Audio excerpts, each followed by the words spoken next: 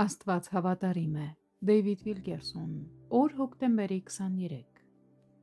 Ստացեք Աստծո զորությունը և քայլեք։ Երբ աշակերտները լսեցին զորության մկրտության մասին, հարցրեցին Տիրոջը. Տեր, այս ժամանակում ես կանգնեցնում Իսրայելի թագավորությունը։ Գործք 1:6 խոսք։ Տեր Հիսուսը միանշանակ պատասխանեց.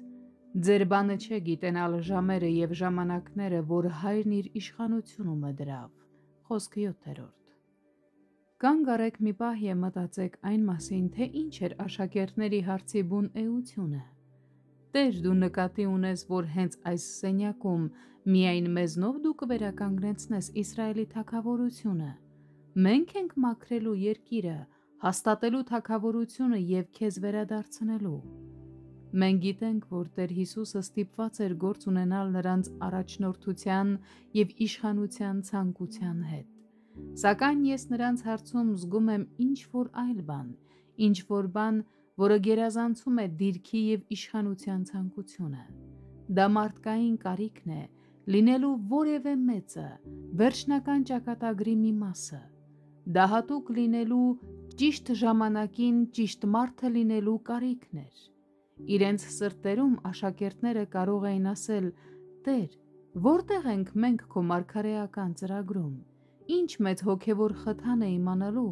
որ մենք գտնվում ենք ժամանակաշրջանի վերջում և որ շուտով նոր օր է ծագելու։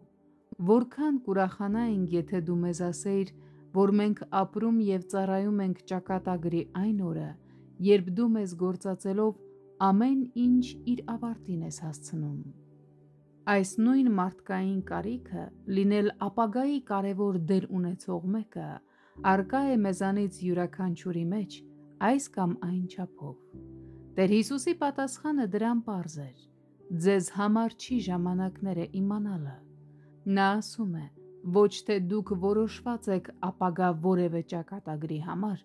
այլ դուք իմ վկաներն եք հիմա և այս սերնդի մեջ։ Այո, մենք պետք է քարոզենք նրա գալուստը և զգուշացնենք նրա դատաստանների մասին, բայց ամենից առաջ մենք պետք է լցվենք Սուրբ Հոգով և լինենք նրա վկաները։